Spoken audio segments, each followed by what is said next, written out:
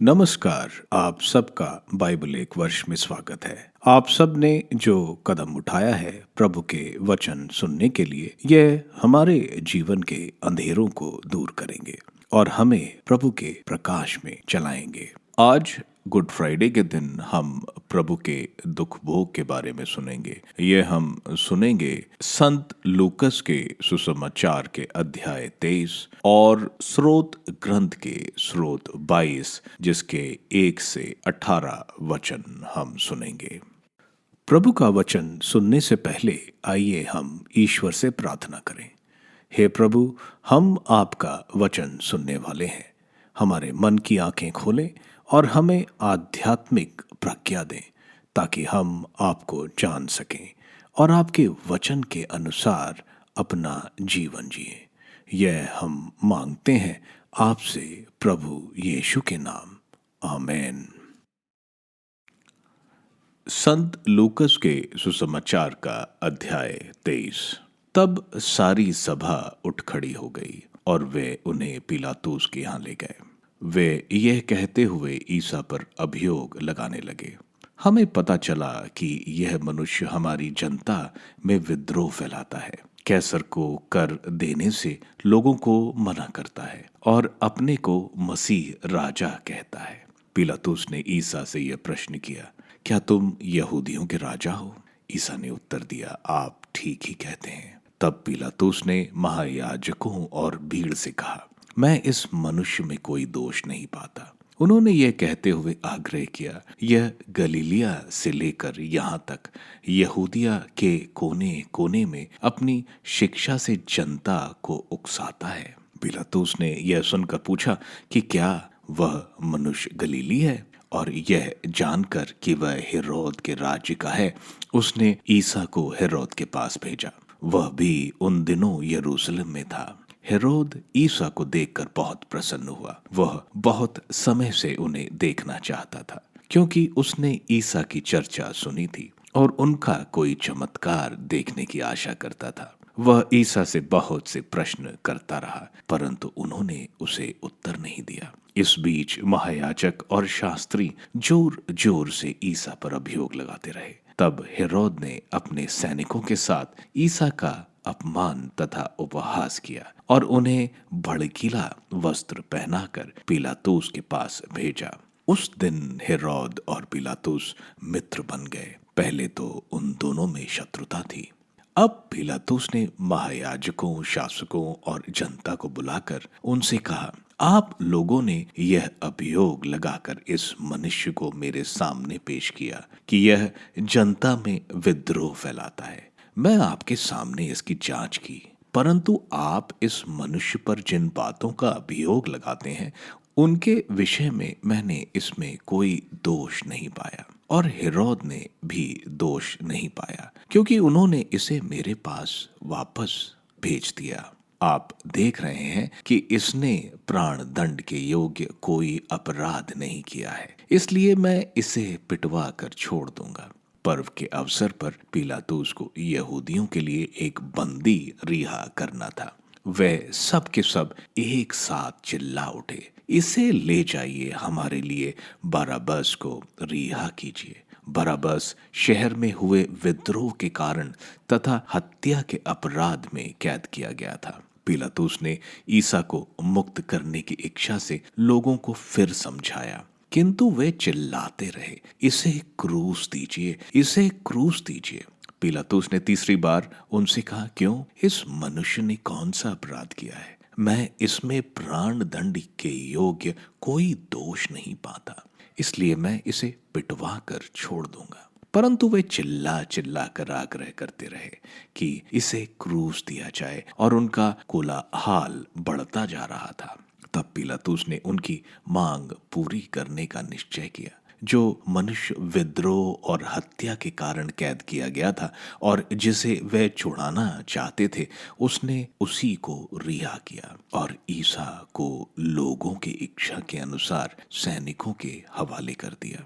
जब वे ईसा को ले जा रहे थे तो उन्होंने देहात से आते हुए सिमोन नामक कुरीन निवासी को पकड़ा और उस पर क्रूस रख दिया। जिससे वह इसे ईसा के पीछे पीछे ले जाएं। लोगों की भारी भीड़ उनके पीछे चल रही थी। उनमें नारियां भी थी जो अपनी छाती पीटते हुए उनके लिए विलाप कर रही थीं। ईसा ने उनकी ओर मुड़कर कहा, यरूशलेम की बेटियों, मेरे लिए मत रो, अपने लिए और अपने बच्चों के लिए रो, क्योंकि वे दिन आ रहे हैं जब लोग कहेंगे, धन्य है वे स्त्रियां जो बांझ हैं, धन्य है वे गर्भ जिन्होंने प्रसव नहीं किया, और धन्य है वे स्तन जिन्होंने दूध नहीं पिलाया। तब लोग पहाड़ों से कहने लगेंगे, हम पर गिर पड़ो, और पहाड़ियों से हमें ढक लो, क्योंकि यदि हरी लकड़ी का हाल ये है तो सूखी का क्या होगा। वे ईसा के साथ दो कुकर्मियों को भी प्राण दंड के लिए ले जा रहे थे। वे खोपड़ी की जगह नामक स्थान पहुंचे। वहां उन्होंने ईसा को और उन दो कुकर्मियों को भी क्रूस पर चढ़ाया, एक को उनके दाएं और एक को उनके बाएं। ईसा ने कहा, पिता, इन्हें क्षमा करें, क्योंकि ये नहीं जानते कि क्या कर रहे हैं। तब उन्होंने उनके कपड़े के कई भाग किए और उनके लिए चिट्ठी निकाली।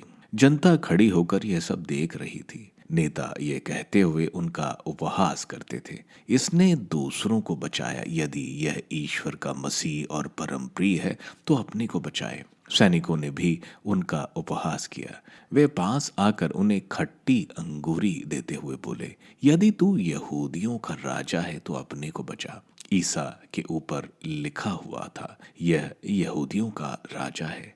क्रूस पर चढ़ाए हुए कुकर्मियों में एक इस प्रकार ईसा की निंदा करता था, तू मसीह है ना, तो अपने को और हमें भी बचा। एक दूसरे ने उसे डांट कर कहा, क्या तुझे ईश्वर का भी डर नहीं? तू भी तो वह दंड भोग रहा है। हमारा दंड न्याय संगत है, क्योंकि हम अपनी करने का फल भोग रहे हैं, पर इन्होंने कोई अपराध नहीं किया है। तब उसने कहा, ईसा, जब आप अपने राज्य में आएंगे तो मुझे याद कीजिएगा। उन्होंने उससे कहा, मैं तुमसे यह कहता हूं कि तुम आज ही परलोक में मेरे साथ होगे। अब लगभग दोपहर हो रहा था। सूर्य के छुप जाने से तीसरे पहर तक सारे प्रदेश में अंधेरा छाया रहा। मंदिर का पर्दा बीच से फटकर दो टुकड़े हो गया। ईसा ने ऊंचे स्वर से पुकार कर कहा, पिता, मैं अपनी आत्मा को तेरे हाथों सौंपता हूं। और यह कहकर उन्होंने प्राण त्याग दिए।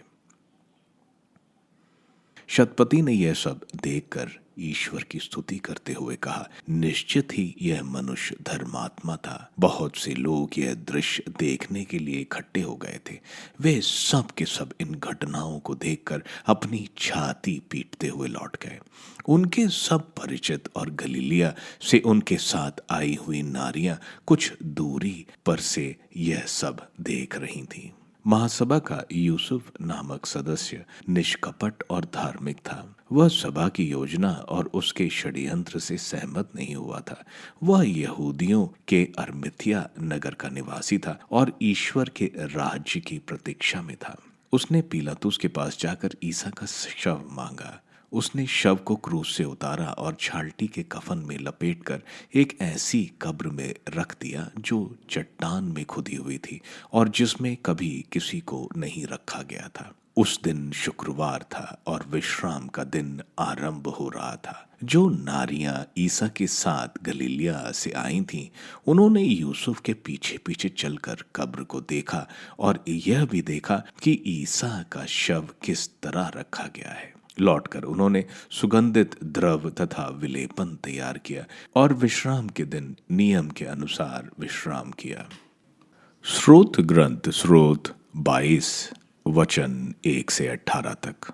मेरे ईश्वर, तूने मुझे क्यों त्याग दिया? तू मेरी पुकार सुनकर मेरा उद्धार क्यों नहीं करता? मेरे ईश्वर, मैं दिन में पुकारता हूँ और तू उत्तर नहीं देता। मैं रात में पुकारता हूँ और मुझे शांति नहीं मिलती। यद्यपि तू मंदिर में विराजमान है, इस्राएल तेरा स्तुतिगान करता है। हमारे पूर्वजों को तेरा भरोसा था, उन्होंने तुझ पर भरोसा रखा और तूने उनका उद्धार किया। उन्होंने तेरी दुहाई दी और तूने उन्हें मुक्त किया। उनको तेरा भरोसा था और तूने उन्हें निराश नहीं होने दिया। परंतु मैं मनुष्य नहीं, कीट हूं, मनुष्यों द्वारा तिरस्कृत, लोगों द्वारा परित्यक्त। मुझे जो भी देखते हैं मेरा उपहास करते हैं, वे सिर हिलाते हुए मेरी हंसी उड़ाते हैं। उसने प्रभु पर भरोसा रखा, वही अब उसे बचाए। यदि वह उसे प्यार करता है तो वह उसे छुड़ाए। तूने मुझे गर्भ से निकाला और माता की गोद में सुरक्षित रखा। मैं जन्म से ही तुझे अर्पित किया गया, माता के गर्भ से ही तू मेरा रक्षक है। मुझसे दूर ना जा, क्योंकि विपत्ति निकट है और मेरा कोई सहायक नहीं। बहुत से सांड मेरे चारों ओर खड़े हैं, बाशान प्रदेश के सांड मुझे घेरे रहे हैं।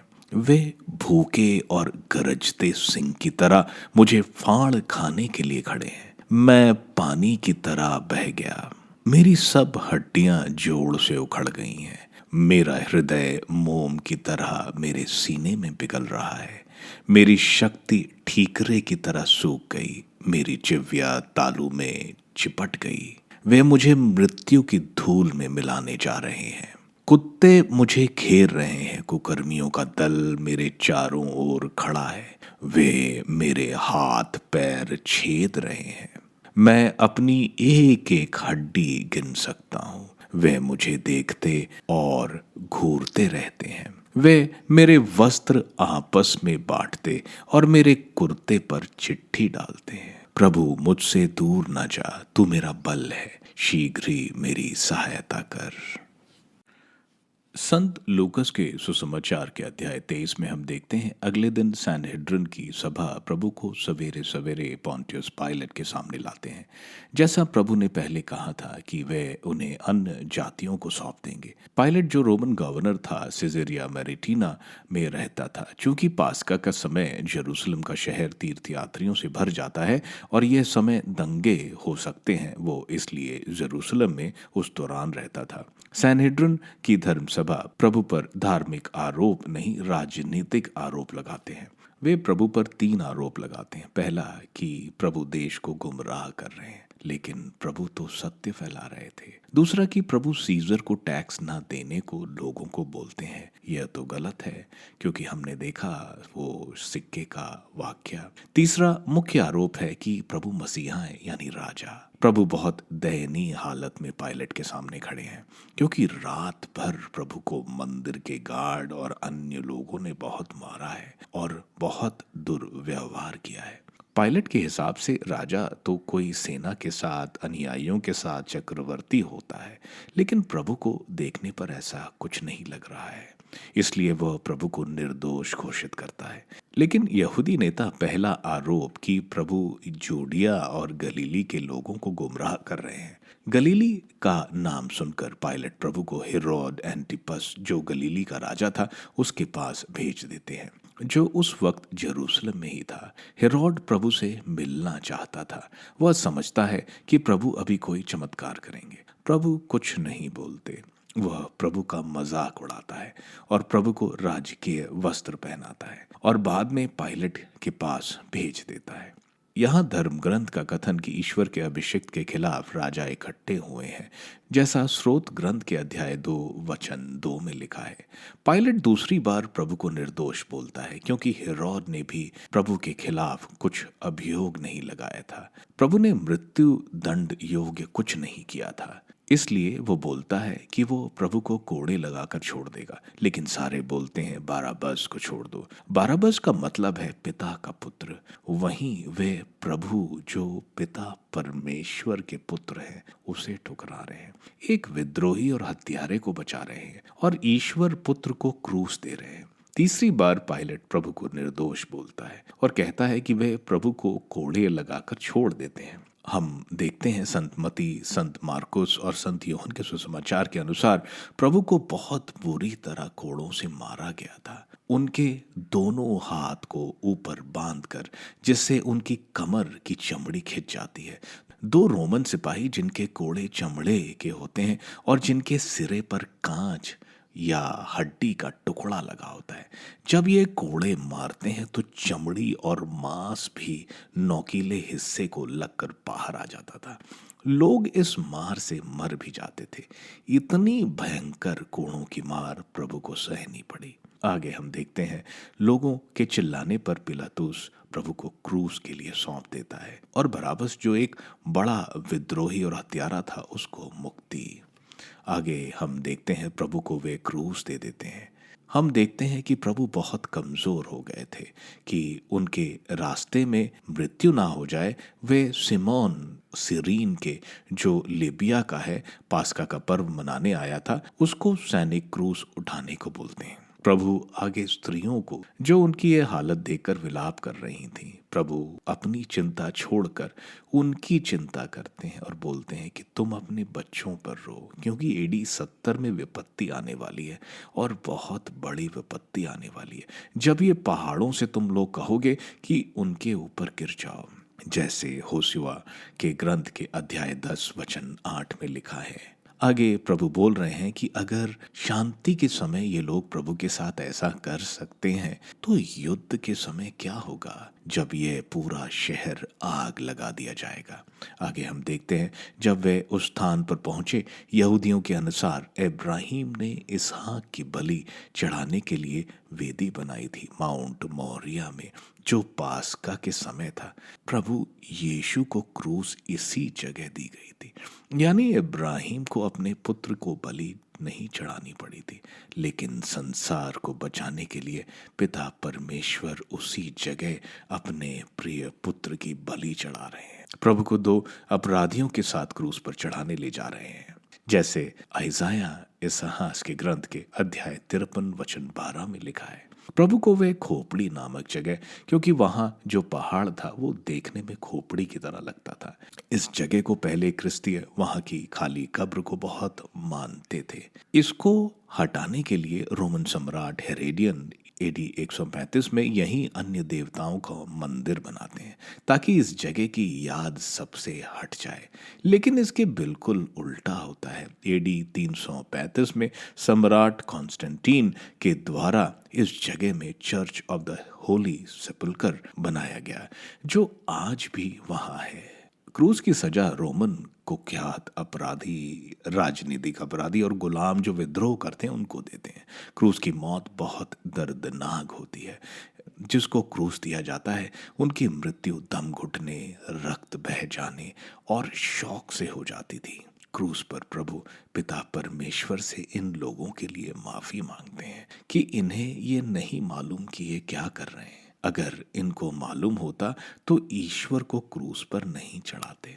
क्रूस पर चढ़ाने के बाद सिपाही प्रभु के कपड़े चिट्ठी डालकर बांटते हैं। क्रूस पर चढ़ाए व्यक्ति को सिर्फ जांघिए में चढ़ाया जाता था या कभी बिना कपड़े के, तो ये कपड़ा वे चिट्ठी डाल कर लेते हैं। जैसा स्रोत ग्रंथ के 22वें स्रोत वचन 19 में लिखा है कि उन्होंने चिट्ठी डालकर मेरे कपड़े बांट लिए। यह स्रोत वचन 8 में बोलता है कि ये मेरा मजाक उड़ाते हैं। हम देखते हैं प्रभु का उपहास शासक, सैनिक और अपराधी करते हैं। आगे वे प्रभु को उपाधि मसीहा का मजाक उड़ाते हैं कि आप मसीहा हैं, आप दूसरों को बचाते हैं, अपने आप को बचाएं। इसके साथ वे उनको खट्टी अंगूरी देते हैं, जैसे स्रोत ग्रंथ के 69 स्रोत में वचन 22 में लिखा है। दूसरा चोर दूसरे को बोलता है कि अब तो मरने जा रहे हो, कम से कम अब तो ईश्वर से डरो। हमने तो पाप किया है, लेकिन वे तो निर्दोष हैं। इसके साथ साथ वो प्रभु को बोलता है कि प्रभु, जब आप अपने राज्य में आएंगे तो मुझे याद कीजिएगा। उसका बदलाव हो जाता है और वह यह महान प्रार्थना बोलता है। उसको क्रूस से तो मुक्ति नहीं मिलेगी, लेकिन उसे अपने पापों से मुक्ति मिलती है, जिससे वह मृत्यु के बाद प्रभु के राज्य में प्रवेश कर पाएगा। प्रभु उसकी प्रार्थना स्वीकारते हैं। प्रभु उसको परलोक का वरदान देते हैं, जो सिर्फ धार्मिक को ही मिलता है। लेकिन प्रभु में विश्वास और प्रभु का साथ उसे स्वर्ग में प्रवेश का हक देता है। हम देखते हैं लगभग 12 बजे से 3 बजे के बीच घोर अंधेरा छा जाता है।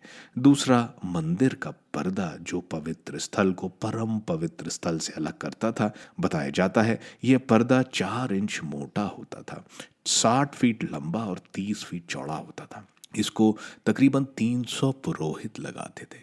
यह पर्दा हम देखते हैं बीच से फट जाता है। परम पवित्र स्थान पर महान याजक साल में एक ही बार जा सकते हैं, लेकिन अब प्रभु के रक्त के साथ उनके मांस के पर्दे से हम परम पवित्र स्थान में प्रवेश कर सकते हैं। प्रभु एक ऊंचे स्वर से पुकार कर कहते हैं, पिता, मैं अपनी आत्मा आपके हाथ सौंपता हूं, और अपने प्राण त्याग देते हैं। संत लूकस हमको इन पंक्तियों से हमें सिखा रहे हैं किस तरह हमें अपनी मृत्यु के लिए तैयारी करनी चाहिए। हम देखते हैं 3 तरह के लोग प्रभु की मौत पर अपने भाव प्रकट करते हैं। पहला, शतपति, जो प्रभु की स्तुति करता है, प्रभु को धर्मात्मा बोलते हैं। दूसरा, वे लोग जो वहां इकट्ठा हुए थे क्रूस मरण देखने के लिए, वे रोते हैं, अपनी छाती पीटते हैं कि वे प्रभु की मौत के कसूरवार हैं। तीसरे, वे लोग जो प्रभु के साथ थे, इसमें बहुत औरतें भी थीं, वे दूर खड़े थे, ये प्रभु के दफनाने में महत्वपूर्ण कार्य करेंगे।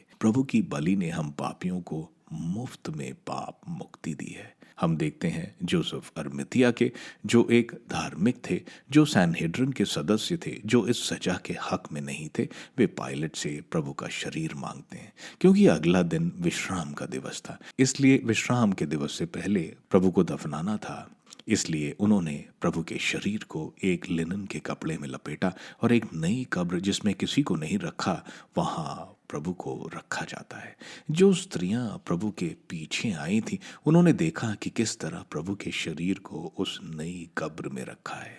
समय कम होने की वजह से वे दफनाने की विधि नहीं कर पाए, इसलिए वे वापस चले गए और सुगंधित द्रव्य तैयार किया, ताकि विश्राम दिवस के बाद ये उसको पूरा कर सकें। स्रोत ग्रंथ का स्रोत 22 एक विलाप का स्रोत है, जिसे दाऊद ने 1000 वर्ष प्रभु के क्रूस मरण से पूर्व लिखा था। दाऊद ने अपने जीवन में ऐसा कुछ नहीं सहा था, लेकिन ये स्रोत बड़ी बारीकी से प्रभु द्वारा क्रूस पर सही पीड़ा दर्शाता है। हम देखते हैं प्रभु ईश्वर को बोलते हैं, मेरे ईश्वर तूने मुझे क्यों त्याग दिया है, जो संत मती के सुसमाचार के अध्याय 27 वचन 47 में बोलते हैं। आगे हम देखते हैं वचन 7 में प्रभु का जिस तरह से मजाक उड़ाया गया है और प्रभु से पूछा गया कि वे अपने आप को क्यों नहीं बचाते, आप ईश्वर के पुत्र हैं। यह संत मती के अध्याय 47 वचन 43 में बोला गया है। आगे वचन 12 में देखते हैं, बाशान के सांड जो उन्हें घेरे हैं, ये महान याजक, फरीसी और शास्त्री जो प्रभु को घेरे थे, उसको बताता है।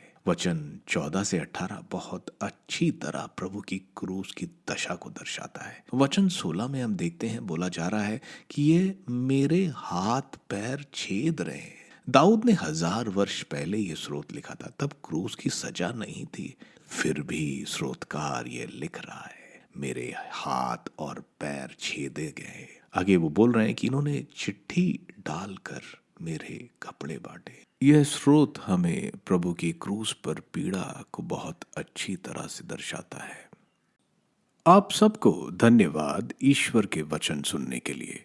मैं आपसे विनती करता हूं कि आप बाइबल एक वर्ष में को दूसरों के साथ शेयर करें, क्योंकि प्रभु का वचन स्वयं प्रभु यीशु है।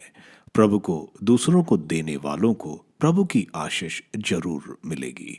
मैं आप सबका बड़ी बेसब्री से कल इंतजार करूंगा। धन्यवाद।